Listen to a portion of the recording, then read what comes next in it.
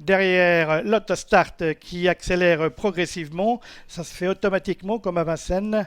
La voiture est munie d'une boîte automatique programmée selon la catégorie des chevaux. La voiture qui prend de la vitesse, les concurrents qui s'élancent maintenant pour un périple de 2350 mètres. Comet de la Noé malheureusement s'était lancé sur un temps de galop et se retrouve à l'arrière-garde. Elle a compromis une grande partie de ses chances. Elle a même été disqualifiée, je crois, le numéro 3 Comet de la Noé. Alors que dans le premier virage, c'est le numéro 7 Vicky Crown qui s'est emparé du commandement précédent. Le numéro 5 Célèbre GD avec en troisième position le numéro 2 Verso Kin qui vient devant Drop de Cordée qui s'est bien élancé, qui se retrouve déjà quatrième. On vient ensuite avec Chéri, le numéro 10 qui s'est lancé de la seconde ligne. Éminent d'Orgère et sa casaque jaune trotte sur une quatrième ligne côté corde.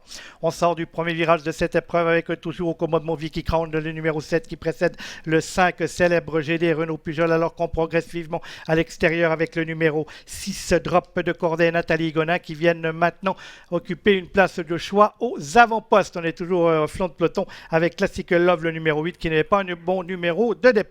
Concurrent qui passe devant les tribunes, il leur reste un peu plus d'un tour à parcourir, instant choisi par Nathalie Gonin avec le numéro 6 Drop de Cordée pour s'emparer du commandement précédent Vicky Crown, le numéro 7 Étienne Massonnet. On vient ensuite avec Renaud Pujol, le numéro 5 Célèbre GD, alors que le 8 Classical Love poursuivant sa progression à l'extérieur l'amène toujours nez au vent sur une troisième ligne. Nous avons ensuite Chéri qui suit l'effort de Classical Love. Éminent d'Orgère là c'est côté corde, tout comme le numéro 2 Verso Kin, concurrent qui aborde bientôt les 1000 derniers mètres du parcours avec toujours le favori Drop de Cordée au commandement. Classical Love, le 8 poursuivant sa progression qui l'amène maintenant aux côtés de son compagne ou de sa compagne plutôt d'écurie, le numéro 7 Vicky Crown, alors que c'est toujours Drop de Cordée, le numéro 6 qui dirige les opérations dans la ligne opposée avec Vicky Crown en deuxième position. Célèbre GD le 5 venant ensuite devant le numéro 8 Classical Love qui ne fait pas les affaires de Chéri parce que Classical Love rétrograde quelque peu. Chéri va devoir déboîter maintenant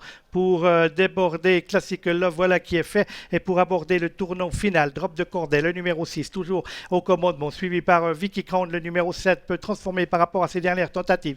En troisième position, trotte le numéro 5 Célèbre GD et on voit un bel effort Del Cadro de Roman, le numéro 11 qui progressant à l'extérieur vient maintenant se porter sur la ligne des chevaux de tête. Les concurrents qui abordent la ligne droite, Drop de Cordée qui subit l'attaque de Vicky Crown avec Célèbre GD qui pour l'instant est toujours en troisième position. Chéri El Cador de Roman venant ensuite.